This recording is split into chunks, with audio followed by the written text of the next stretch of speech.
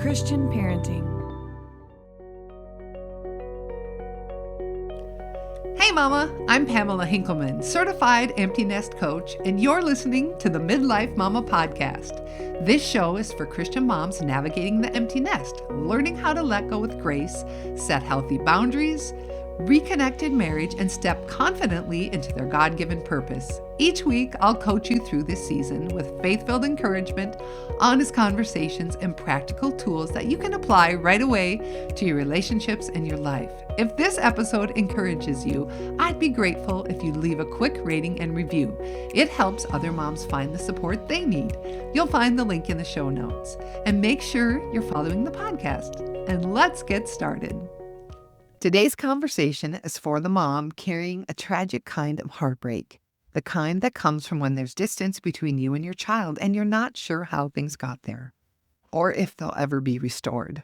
I'm joined by Nicole Coates, an estranged mom mentor and author of Finding Hope in the Heartbreak and founder of Between Hope and Heartbreak, a faith-based community for mothers walking through estrangement.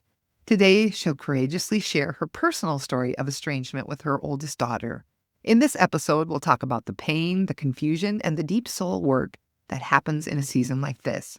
But more than that, we're going to talk about hope.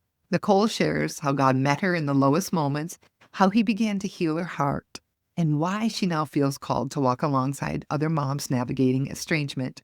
If you've ever felt rejected, questioned your motherhood, or wondered what your role is when your child pulls away, this conversation will remind you that you're not alone and God is still at work. Welcome, Nicole. Thanks for having me. Glad to have you here. Before we jump in, can you tell my listeners a little bit about yourself? Sure. I'm a mom of 4. And so my oldest daughter is 22, and then I have 3 boys still at home. So I have 16, 14, and 12. So we're still very busy running around after boys. So I live in Boise, Idaho, and I've been married for almost 20 years. It's gone on a long time. It's shocking sometimes. How have I known you this long? So yeah, and I started my walk with estrangement, I guess, started a couple years ago. But yeah, so I also work in the nonprofit sector on my 9 to 5 outside of this, what God's called me to here. And so yeah, that's... You're doing a lot. Yeah. Nicole, I want you to take us back to the beginning of your story. What led to the estrangement with your oldest daughter, and what did that season feel like as a mom? Sure. So there's 2 seasons of estrangement for us, and one is not a complete cutoff. There was distance.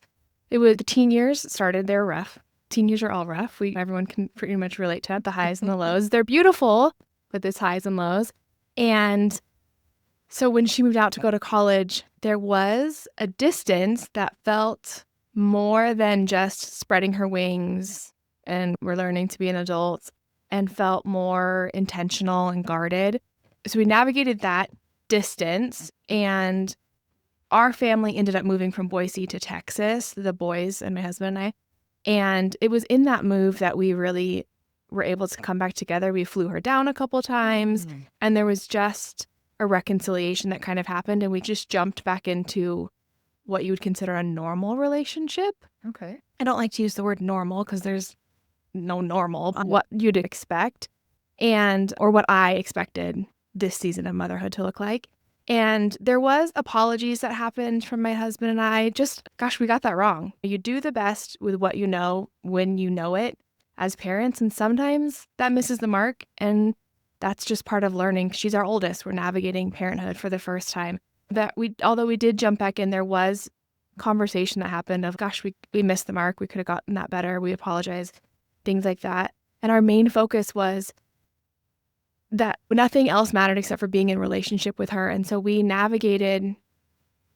inconvenienced ourselves and our family tenfold to make sure that it was convenient for her. So we were in relationship with her when we wanted to get together with her or holidays. And that is, I'm not saying that's not normal. That is the normal part of this transition when they become adults. They have their own life. I only get to be in her life if I'm invited in her life, and I have to make adjustments to make sure she has her own life. It's a priority to her, and I need to make sure that it's a priority for me too. So there's a normalness about that. But So we navigated that pretty well for a couple of years.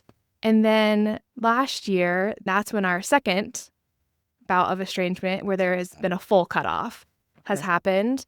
And there was some language used in a disagreement that was happening over text message. And when I called and was like, let's talk about this, because I had asked a question, which is what started it. And it was over Instagram. It was over Instagram. And so it was like something dumb. And I acknowledge this is dumb, but in light of how far we've come in our relationship, I just wanted to ask. And it spiraled into this whole thing that it should not have been. And so then I called and I was like, hey, can we just talk about this? Like, and so that squash this, because I recognize this is a dumb topic to be like squabbling over. And she said no, she wasn't ready. And I was like, oh, okay. And then things just continued to spiral and language was used. And then it was like my husband and I had this realization of we've taken this making our family uncomfortable a little too far. And it wasn't a balanced relationship. And it was so off balanced that this isn't healthy. And we're going far in the wrong direction. Can I ask a question? So what did that look like? Was it a lot of catering to her, a lot of people pleasing? What were the actual actions? Yeah. So a lot of catering to her, a lot of lifestyle differences. And so making sure that she was comfortable in our home, and a lot of having to filter and not hide, but what's the wording I'm looking for? We'll just put a lid on who we were in order to make what you believed, especially if your lifestyles were so different. I get it. I think parents are walking through this all the time. Their children has selected a different, like their core values have changed. And it's very different from the way we raised them. So we're all like, oh gosh, what do we do now? And like there is a certain amount, like I'm not going to intentionally make her uncomfortable. I'm not going to intentionally bring up controversial topics. We don't talk about politics. I don't want to sit around the table and there's those landmines that you really avoid, right? So I'm not saying I want to sit around and talk about hot topics that we're all going to disagree on. But and I love her, and no matter what lifestyle choices or core values are different, my love for her doesn't change and my respect for her doesn't change. But how much we lost ourselves in that, we realized, was where that unhealthy balance is, because we both have to be able to just be who we are. I don't want to shove it down her throat. She doesn't need to shove it down mine. We just need to be who we are. And that's the beautiful part of relationships, is the things that make us align us and the things that don't, because I have things that I learned so much from her. And something I really valued in our relationship was that when she would come to us with changes in her life, we could ask her and be honest and be like, what does that mean? And how can we support you in that? And she was always really vulnerable with us and honest. And I'm still learning too. And great, we're learning together. There was this healthiness to it to start, and then it was like a snowball effect of if we were in complete, I can love you and respect you but not agree with your decision. But it became, if I couldn't agree with the decision, then it just was getting harder and harder to be in relationship. That's kind of when we realized, okay, we need to just be adults here. And so when I had asked for a phone call to squash our squabble, and she said no, this is something that sometimes takes moms walking through estrangement back a little bit, but I'm actually the one that said we need to actually have a conversation. And until we can have a face-to-face or on the phone, verbal, not text message or email, right? No. Which is what the cycle we were in, was text messages. We need to have a verbal or face-to-face conversation. Until we can do that, I think, don't contact me again. It had been a progression. Don't get me wrong. It wasn't but there'd been a progression of, you're not hearing me. Like, we have to have a conversation. And that was a year ago that I asked for that conversation. Okay. And that conversation resulted in a cutoff. My request to have a conversation resulted in a cutoff, which is not a natural response to wanting to have a conversation. I would have apologized in that conversation. And I think what's hard, and for me, is that it was one of those situations where you just can't win. Everything I said was being used against me. Everything that was being said was thrown back at us, and it was just getting regurgitated in a way that was hard to understand and weaponized against us. So there was no winning. That's when I finally was like, okay, we need to have We need to have an adult conversation. And yeah, that was a year ago. So what are some of the hardest emotions that you've wrestled with through this year? Things that maybe other moms wouldn't see on the surface. Oh gosh. Let's list them. I know. There's so many. I wonder if I wouldn't have drawn that line and I would have just continued, if we'd still be in relationship today. Maybe. But I also think, is that a healthy relationship for either of us? So I wrestle with that a lot. Not only did she cut my husband in half, but she cut everybody off. So she hasn't spoken to her brothers in a year. She hasn't spoken to her grandparents. And so I also think, gosh, I caused that for them because I asked for a conversation, which resulted in this whole family cut off. So I wrestle with the guilt of that. But then again, I go back to, it's not an unrealistic request to just ask for a phone call. And so but you wrestle with that. You go back and forth of, is it unrealistic? Am I crazy? So I go back and forth about that. And with her brothers, our youngest was the closest to her, and he's had the hardest time. The collateral damage. Yeah. He's in the crosshairs. He doesn't even if he was here and he heard me say, I'm a mom of 4, he would look at me and say, no, you're not. Only 3. And so he is really angry about it. And he does, his reciprocation is, I'm cutting her off. So in his mind, he's, no, there's only 3 of us. You don't have 4. So that's hard. And I look at the boys growing, the ages that they are, they've grown so much in a year. And so much has happened. My oldest is a junior. He's going to his prom. He'll be a senior next year. And I think, what if we don't reconcile by graduation? She's going to miss that. Yeah. But then I think about how much I'm missing in her life, how much has changed in hers. Geographically, how far apart are you from your daughter? 15 minutes. 15 minutes. Yes. So you're not even hours away. No. And there's so many times when after Thanksgiving, my husband and I went to a movie, and it was at a movie theater closer to where she lives. And it was the day after Thanksgiving, so a holiday, which brings up emotions of when you're walking through this and your child's not there. And we thought we saw her, and I instantly turned my back because I was I'm not emotionally prepared. I was so emotional yesterday, I'm in heightened emotions. I don't know that it would be wise for me. I don't know. And I just stood there frozen, completely shocked. And it wasn't her. But we live so close that I'm it could have been. Or just last week at Costco, it's just weird because we could literally bump into her at the grocery store. Hey, can I ask you a question? Have you noticed how dads will spend money on everyone else, but almost never on themselves? My hubby is definitely one of those guys. He'll wear something until it's practically falling apart before he buys a new one. I'm like, babe, remember you bought that shirt when Rebecca was in college, and that was 10 years ago. So this Father's Day, I'm taking matters into my own hands. Shh, don't tell him. For the dads, stepdads, grandpas, and every father figure that shows up, this one's for them. I've been looking at the Cozy Earth bamboo sheet set, the Everywhere pant, and the Everyday polo. They're designed to keep him cool, comfortable, and actually relaxed all summer long. Honestly, that sounds pretty great to me. And can't we talk about those bamboo sheets? If you've ever shared a bed with a man who sleeps hot, you already know why they're on my list. Dads live here. Head to CozyEarth.com and use my code MAMA. That's MOMMA because apparently I spell it weird for an exclusive 20% off. And if you see a post-purchase survey, mention that you heard it right here on the Midlife Mama podcast. Now, let's get back to our conversation. Aside from feeling guilt, what other emotions have you felt this year? Oh gosh, there's all of them. You feel just the mourning and grieving. You talk about it the way it's talked about in estrangement communities is you're grieving the death of someone who's alive. And that's really weird. And it's not really something you can explain, or it's not something that's recognized even within our communities because there's no casseroles that come. Time doesn't get to stop. You still continue on with your life even though you're grieving the loss of this relationship. This person's still existing and other people still get to enjoy their presence and I don't. So that overwhelming sadness and grief is heavy. Those are the heaviest probably. Yeah.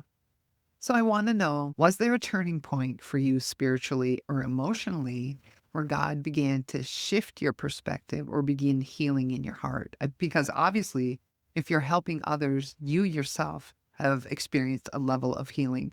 So tell me about that. What did God do?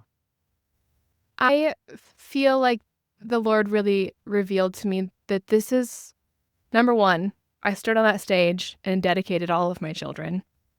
And what I'm walking out and what other moms are walking out in estrangement is this is what it looks like to let them go and trust that God's got them. They're His before they're mine. And this is the ultimate test, for lack of a better word, of that. And that I trust Him even if there's no repair. And so, yeah, there's been this healing and also that this, how often does the Lord feel like this with us? Like, how often am I like, God, no, I don't want to have that conversation right now. I'm not ready. Leave me alone. And I go on my merry way without Him and I leave Him back there. And it just was this eye-opening experience of what I do to Him all of the time. Then the more that I read the Bible, I'm like, this whole book is full of dysfunction. The whole thing. Whole thing is full of dysfunction. So why am I shocked when my family has some dysfunction? I should not be. What I need to do is go back to the Lord and, okay, God, here we go. What are we going to learn? And I am someone who, there's not a lesson necessary. I don't think there's a lesson in everything, but I like to try to find it. So let's make good use of this time. And so I realized how quickly this pain and sorrow and grief could swallow me up. And I didn't want that to happen. I wanted to come out the other side better. I wanted to use this time because this time was going to pass regardless. And whether I reconcile with my daughter or not, I still have a life to live. And it is easy for me because I have 3 boys at home. It might be a different story if she was my only child and I didn't have kids at home, but I still had to I still have to show up and I still have a full life that needs my attention and my heart. It doesn't mean that I don't mourn that, her, but I still needed to heal in order to be the mom that my boys needed me to be and that God's called me to be by being their mom. And so it was really beautiful, just this brokenness, and then the Lord being able to piece it back together of, yeah, look, like just feel like all those revelations of, this is what I feel like, or look at the Bible and all these things. And it just made it easier to know how I wanted to use this time and that I wanted to use it and be healed. Because when reconciliation does happen, I want to be able to be even better. I want to be more solid in who I am. The other thing that I feel, and this is something I feel like you and I have talked about, is I feel like the Lord revealed to me how much we put our worth in motherhood and our kids, and those aren't for sure. The only thing I should be putting my worth in is Jesus, and realigning that and coming back to that, whether reconciliation happens or not, I know who I am. I know whose I am. I know my worth. I know my value. And if I get to have a relationship with my daughter at some point, gosh, that's going to be amazing. It's going to be such a blessing. But even if I don't, I know who I am. And so God's been really gracious in revealing those things to me. I love that. So what I hear you saying is you're looking for the lesson. For me, it looks like refinement. What is the passage? When I go through the fire, I will come forth as gold. Yeah. That's what this is. Yeah. God is refining moms. Would we have ever chosen this path? No. Refinement? Not. No. Absolutely not. And yet God is doing it. God is bringing such beauty. And I love the hope that you have. I love that you understand this identity is not in our motherhood. It's in who the Lord says we are. Right. Redeemed, loved, cherished, chosen, secure in Him. Right. And rebuilding that identity is so important. So I want to know then, at what point did you feel God prompting you to step into mentoring other estranged moms? How did that happen? What did that look like? Gosh. I did not expect it, that's for sure. I put a random reel out on Instagram, vague, because I didn't even know what the word estrangement was at the time. One of our boys plays competitive soccer, so we're on the soccer field a lot. And so it was like some vague, and we've played with the same team for 6 years. So those moms know all of my kids. And so it was a random Saturday and some mom was like, "How's your daughter?"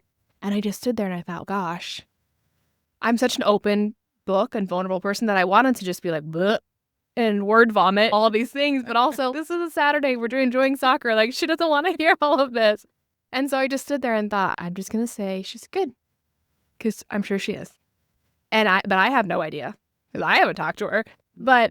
And so I made this vague post about it, and it went viral. And it was heartbreaking in the sense that I haven't found a better way to describe it except for people maybe who are in recovery. But it was just people started commenting, and it gets me emotional every time because they just started commenting and saying 13 years, 10 years, 3 years, 20 years, 4 of my kids. And it was just like these years of how long it had been since women had talked to their kids. And I was shocked. I have been through other seasons of grief and pain and valleys with the Lord where I was raised in the church, but I really don't like Christianese, and I don't like how I like things broken down, because I don't know if you've been in church or if you haven't been in church, and so let's break it down so everybody can understand it. And there's always just this assumption that if you've been in church, there's these terms and these things that you use because you've been in church all your life. And I had been in valleys where even prayer felt hard because I was angry, but that felt wrong because I'd never heard anybody say that you're allowed to be angry. And so then it felt like I couldn't pray or I couldn't read my Bible because you're not supposed to be angry at God, so there's something wrong with you. So obviously don't read your Bible and pray is like the logical not. That's what I resorted to. And I just put that to paper and I started writing and created this devotional that I hoped if moms were feeling stuck in, I'm so angry or I'm so hurt or I'm lost in this pain and suffering, I don't even know how to get my way back to the Lord. That okay, I'm not been to Bible school, I'm not a theologist, but we could do that. And so that's where it started. And then I felt like the Lord calling me to the community, to start this community. But I didn't want it to be on social media because what you don't realize until you're walking through estrangement is that Facebook is terrible. The Facebook memories and other people, all your friends that have kids the same age and they're getting to celebrate these milestones that you're missing.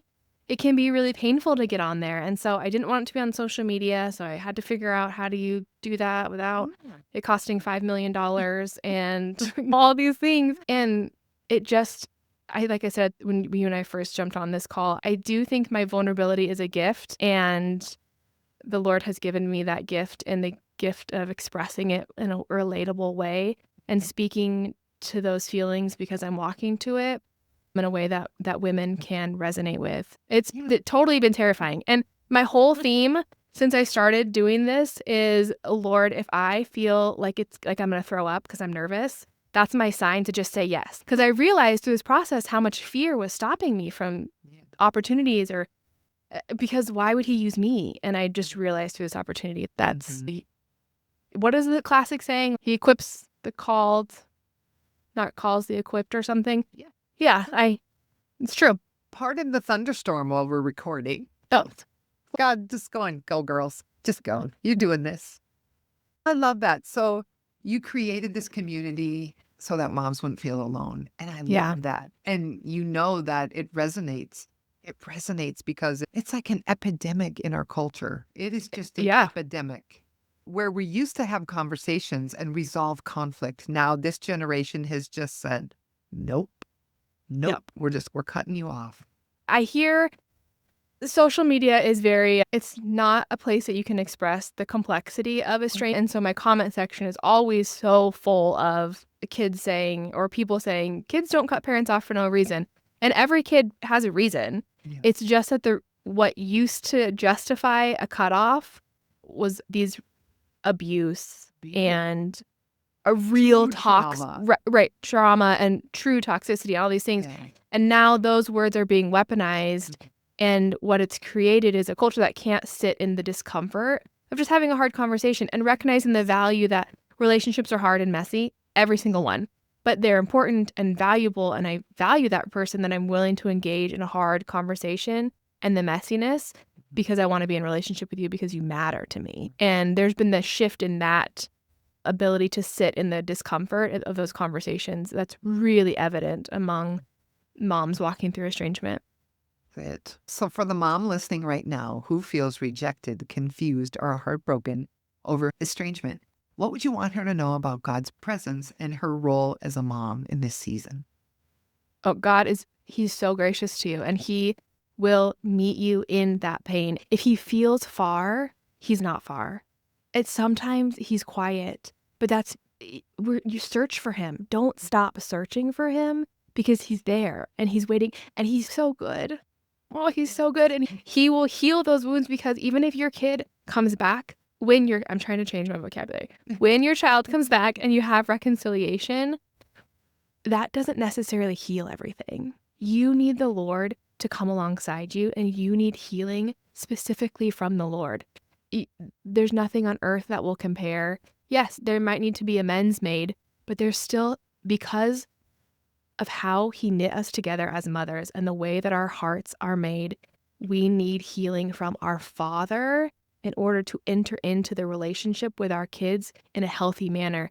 And that's what I hope. I hope that all moms walking through estrangement use this time to heal, so that when their kid comes back around, they're not as raw and vulnerable, because we're moms and our hearts are shattered. Yes. But if we go to the Father to have Him heal us and rebuild us, then we have His covering when we go into those relationships again, so that we're open, because our kids are going to have hard things to say. There's no way around it. They're going to have hard things that it's going to be hard for us to hear. Even if it's leading to reconciliation, they have feelings.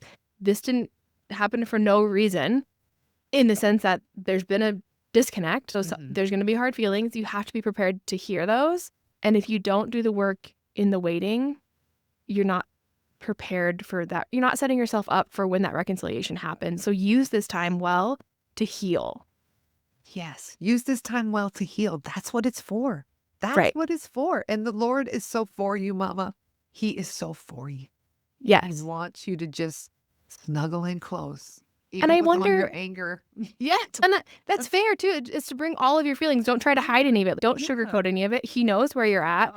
And what if this is supposed to be part of your testimony? It's part of mine. I would have never known this is how the Lord was going to use it. But what if it's easy for us to say that? I say a lot that this is my daughter's testimony. The Lord is going to use it in some way, whether it leads to reconciliation for us or not. That's my prayer. But what if for this mom listening, this is part of your testimony? What if He's healing you and He's taking you to a new depth that you wouldn't have gone to without estrangement, so that you can learn more about Him, so that what does that mean for you and your family and other people you interact with in your community? Amen. That's the bottom line. Nicole, thank you so much for sharing your story with such honesty and compassion. I know your words will bring comfort and clarity to so many moms walking this road. I want you to tell my listeners where they can connect with you online and how to get your resources. My website is Nicole Coates, and my last name has an ES on the end. They tried to, I don't know, make it complicated. NicoleCoates.com. And I am pretty active over on Instagram under Hey Girl, It's Nicole. So wonderful. And also, I'll leave the link to your community. Oh, yes. The community is on an app called Circle. So it's, like I said, outside of social media. So you don't have those triggers, for lack of a better word. Perfect. I'll leave all those links in the show notes. Thanks. So here's your coaching tip of the week. In each episode, I will give you one actionable step to improve your life. Remember, you can't change everything, but you can take one step to be better. I want you to think about this. Sometimes in the noise of the season, it's really hard to hear from God. And this week, all I want you to do is to take one step towards Him. Go to Him. If you're mad, then you go ahead and swear. We had an evangelist at church this Sunday, and he said, I'm sick of you religious people. Sometimes you just got to swear. And I love that. I do that. I've always been afraid to say that out loud. Well, I was like, I love that. I've walked through a really hard year, and I said, I have sworn more this year than ever. Yes. It's because there's something bubbling up in there that I need to deal with. Absolutely. Side note. So you, Mama, just move closer to God. And when you step closer to Him, He immediately comes rushing to you. Amen to that. And to the mom listening today, if this episode stirred something in your heart, I want you to know this. Your story isn't over. Even in the silence, even in the distance, God is still moving. If this episode encouraged you, would you take a moment to text it to a friend? Just look at that share button, and when you share the episode with a mom, it helps more moms find this conversation. Grace and peace, Mama. You've got this, and God's got you. Thank you so much for spending time with me on the Midlife Mama podcast. My hope is that you leave each episode feeling encouraged, grounded, and clearer about what you're feeling, what God may be stirring in you, and how to move forward in the season of the empty nest. Through these conversations, I'm not just sharing stories, I'm coaching you, helping you name what's happening beneath the surface, challenging the thoughts that keep you stuck, and take intentional steps toward peace and confidence as a midlife mom. If you're ready to go deeper and want personalized coaching support, I invite you to apply for coaching. Coaching is a focused one-on-one space where we work together to gain clarity, process emotions, and discern what God is calling you to in this next chapter. You'll find the application linked in the show notes. And let's stay connected. You can find me on Instagram at phinkelman. That's PHENKELMAN. Or on Facebook at Pamela Hinkelman, Empty Nest Coach. You don't have to figure out this season alone, Mama. Support and direction are possible, and I'm here when you're ready.